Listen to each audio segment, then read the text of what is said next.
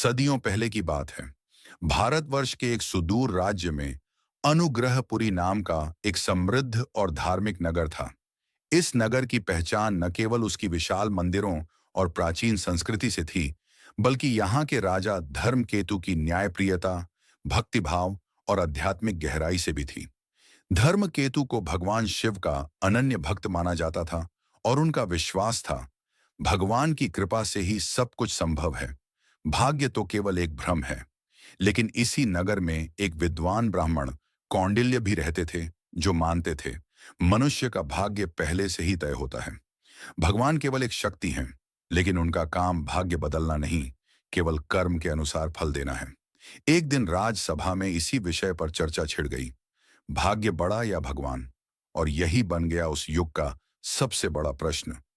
कौंडिल्य आर्ष की विद्वत्ता दूर दूर तक प्रसिद्ध थी। वे वेदों, पुराणों और ज्योतिष शास्त्र के मर्मज्ञ थे। राजसभा में उन्होंने कहा, राजन, यदि भगवान सबका भाग्य बदल सकते हैं, तो फिर दुर्योधन को कुरुक्षेत्र में पराजय क्यों मिली? क्यों रावण को राम से हारना पड़ा? क्या वे भगवान को नहीं मानते थे? उन्होंने तपस्या भी की थी, फिर हार क्यों हुई? राजा धर्मकेतु शांत स्वर में बोले, आर्षिवर, भगवान केवल हमारी परीक्षा लेते हैं। जो श्रद्धा रखता है, अंत में उसका कल्याण होता है। भाग्य केवल एक प्रारंभिक स्थिति है, लेकिन भगवान की भक्ति उसे परिवर्तित कर सकती है। चर्चा गर्म हो गई। यह तय हुआ कि इस विषय का निर्णय एक जीवंत उदाहरण से किया जाएगा।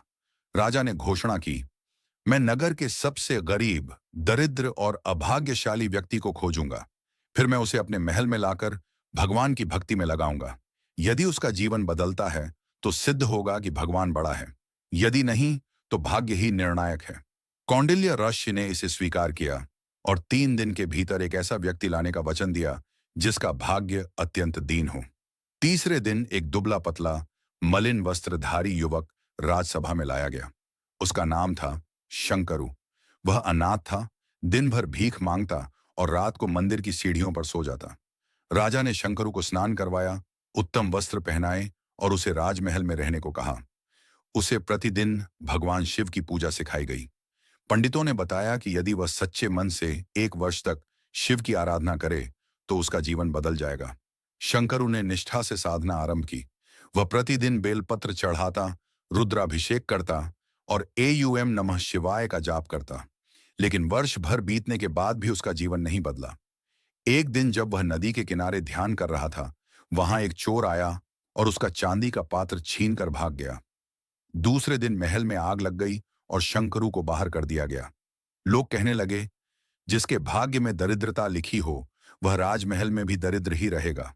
कौंडिल्य ऋषि ने हंसकर कहा, राजन, यह प्रमाण है कि भाग्य ही सर्वश्रेष्ठ है।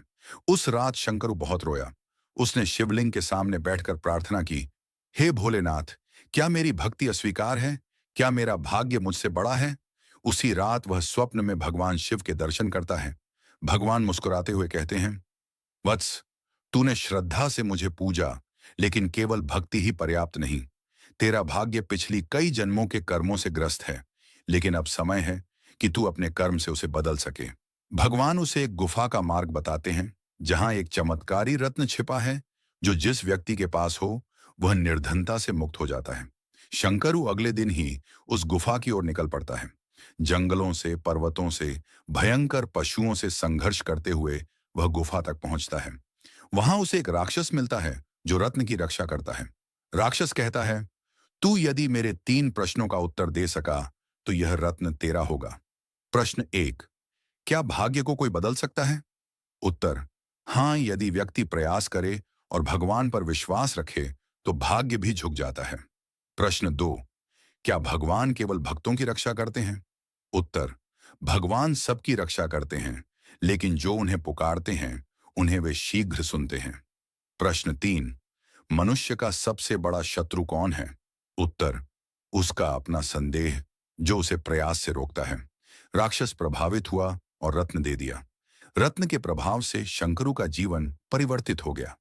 उसने एक गौशाला बनाई, निर्धनों की सेवा की, बच्चों को शिक्षा दी और धीरे धीरे वह अनुग्रहपुरी का सबसे प्रिय नागरिक बन गया। राजा ने उसे मंत्री पद दे दिया। शंकरु ने राजकोष को कभी नहीं छुआ, केवल जनसेवा की। जब 1 वर्ष बीत गया, राजा ने पुनः सभा बुलाई। राजा ने कौंडिल्य ऋषि से पूछा, राशिवर, अब क्या आप कहेंगे कि भगवान बड़ा है या भाग्य? कौंडिल्य कुछ देर मौन रहे और फिर बोले, राजन, मैं स्वीकार करता हूं कि यह शंकरु अपने भाग्य से ऊपर उठ गया, लेकिन यह केवल भगवान की कृपा और उसके आत्मबल से संभव हुआ। इसलिए मैं कहता हूं, भगवान और भाग्य दोनों साथ साथ चलते हैं। लेकिन जब व्यक्ति सच्ची भक्ति और कर्म करता है, तो भगवान स्वयं उसके भाग्य को बदल देते हैं। सभा में तालियों की गूंज फैल गई। शंकरु आज भी लोगों के लिए प्रेरणा बना रहा। उसकी गाथा सुनाई जाती रही कि कैसे एक भिखारी भगवान की भक्ति, आत्मबल और सेवा से राजा से भी श्रेष्ठ बन गया। और अनुग्रहपुरी की राजसभा में यह प्रश्न फिर कभी नहीं उठा, भाग्य बड़ा या भगवान, क्योंकि सब जान गए थे, जहां आस्था है वहां रास्ता है।